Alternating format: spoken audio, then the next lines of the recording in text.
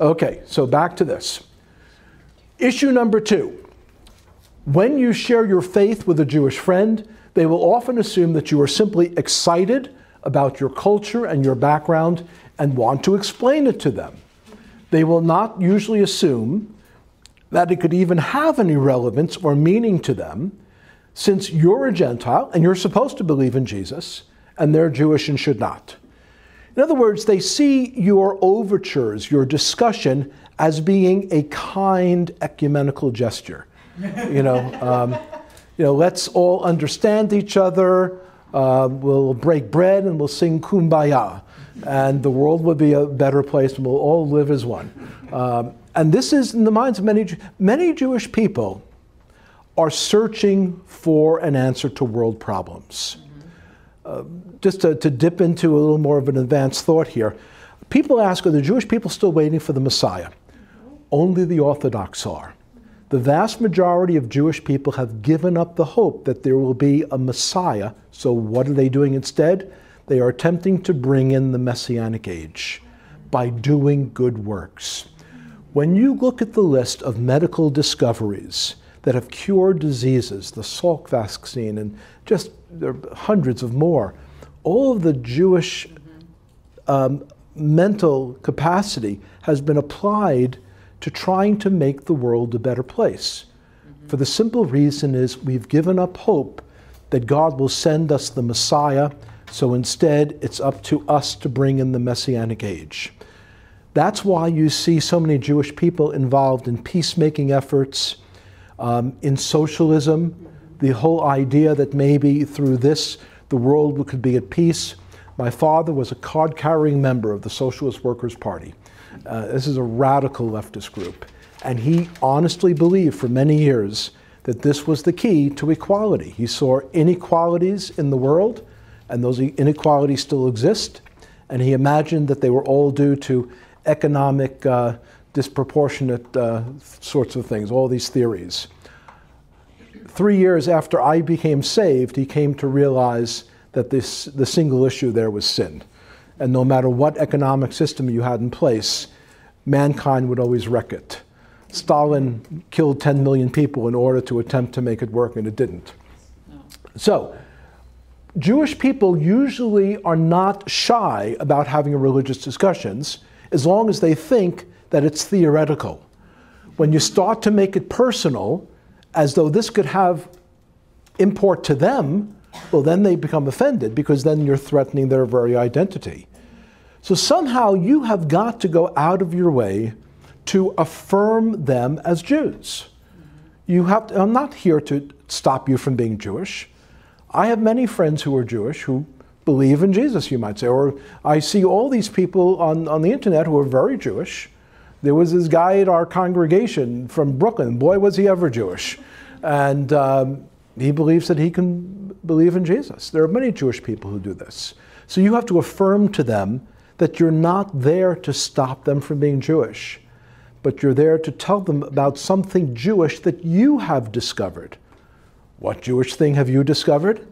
You've discovered the Jewish Messiah. He came first to them. Jesus himself said, I've come to the lost sheep of the house of Israel.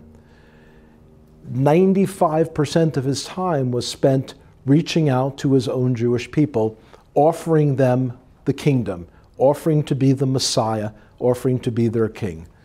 Ultimately, when they rejected that message, at least the leadership did, he took the small band of Jews who had agreed and then sent them out into the world and said, go out into all the world and you will be my witnesses in Jerusalem, Judea, Samaria, and to the uttermost parts of the earth.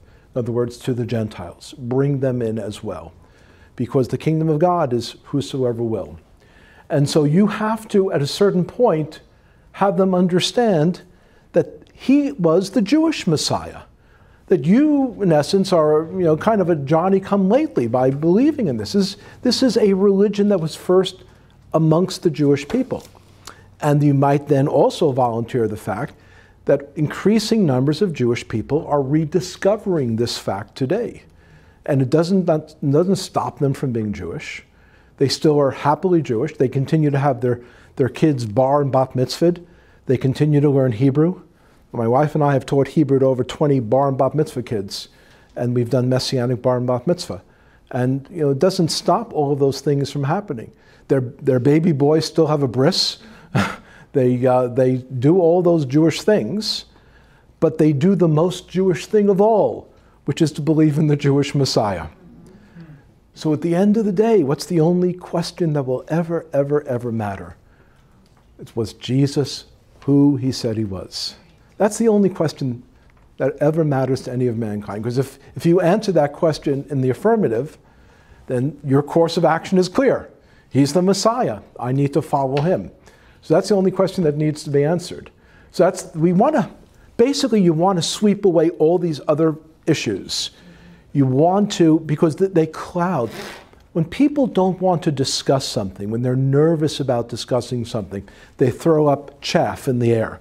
They throw up, all kinds of other objections. Where did Cain get his wife? All these sorts of things. And these are easily answered objections, but people would rather discuss anything else rather than their own spiritual condition. It makes people nervous. It's personal. Yeah, the gospel is very personal. But that's really, in our heart of hearts, when we're just alone with our own thoughts, we wonder about these things. How do I stand with God? Does he see all the bad stuff I do? Does he appreciate when I'm being good? These are questions that are universal across all races. So you've got to get to the point that this is not theoretical, this is not an ecumenical discussion, but rather this is the issue of how God expects to convene with us. How does he expect to interact with us? The ancient Jewish people spoke with God. Among the Orthodox, they still talk with God. But 3/4 of the American Jewish population today have given up the thought of a personal God. Instead, he's become a remote being who's maybe out there. And what should we do? Well, we should do good deeds, because that makes the world a better place. Doing good deeds is imperative. It was Jewish lawyers and Jewish activists who went into Alabama and Mississippi and signed up black voters and brought to a close an ugly era in American history because of the Jewish passion to try to correct the ills of the world. Those are good things, but they only last for this lifetime. Ultimately, there is a spiritual reality, and as you educate yourself a little bit, you can use some of the Jewish terms. If you just learn 3 or 4 Hebrew words that talk about spirituality, it's going to have double the impact upon a Jewish person. So when you talk about their nefesh, their soul, the word nefesh is N-E-F-E-S-H. That's the Hebrew word for soul. And it's a word that's generally known even among liberal Jews. They have heard that word. It's particularly at funerals. We talk about the nefesh being bound up with God. Where does your nefesh go when this body wears out and you leave? Does it disintegrate? Does it go to Gan Eden, to the Garden of Eden? All these are real questions. And so these are the sorts of things you can, Jewish people will oftentimes be willing to discuss them in theory. But at a point, you've got to make them personal. And sharing your own testimony is a wonderful way to do that. Everyone can argue theology, but no one can argue with your testimony. It's your testimony. It's what God did for you. He took you from where you were to where you needed to be. And it's a very valuable thing. And so everything that I've just said, I forgot is on this point, is on this slide. I got so excited. I forgot I had made a whole slide of everything I just said. So we say here, at some point in the conversation, we'll need to muster some holy boldness, share with them that, yes, the whole idea of faith in Jesus was a Jewish thing first. Eusebius is a church historian from about the 3rd century. He wrote that by around the year 100 AD, 1/3 of all the Jewish people were Jewish believers, were believers in Jesus. And once again, you can have this PowerPoint. I'll be happy to email it to you. So this was initially first a Jewish thing. There was probably not a plurality of Gentile believers until around the year 150. And there the floodgates opened, some historical things happened, and it was originally Jewish. And then the point is, what could be more Jewish than for a Jew to believe in the Jewish Messiah? Which again brings the discussion back to the central issue. Was Jesus whom he said he was? Was he the Messiah? Very, very few Jewish people are going to knock Jesus. He's got a good reputation, even in the movies. He just says the right thing. He does the right thing. He's kind to everyone. And so there's no reason that most Jewish people have. Instead, they'll complain about the churches. In the next question, we're going to be talking about their complaints about the churches. We also say here that there are over 200,000 Jewish people who have come to faith in Messiah. Among these are rabbis whose study of the messianic prophecies in the Jewish Bible led them to the conclusion that Jesus is the long-awaited Messiah. See online testimony videos, which is a line I added just this year because there are just so many great video testimonies online of Jewish people from all walks of life who have strong Jewish backgrounds, who have come to believe that Yeshua is the Messiah. And there's some, again, from One for Israel, there's some wonderful videos done. Chosen People Ministry has done some of their own. Jews for Jesus has some good videos out as well. These are easily accessible resources nowadays. Just with 3 or 4 clicks, you'll have these things available to you.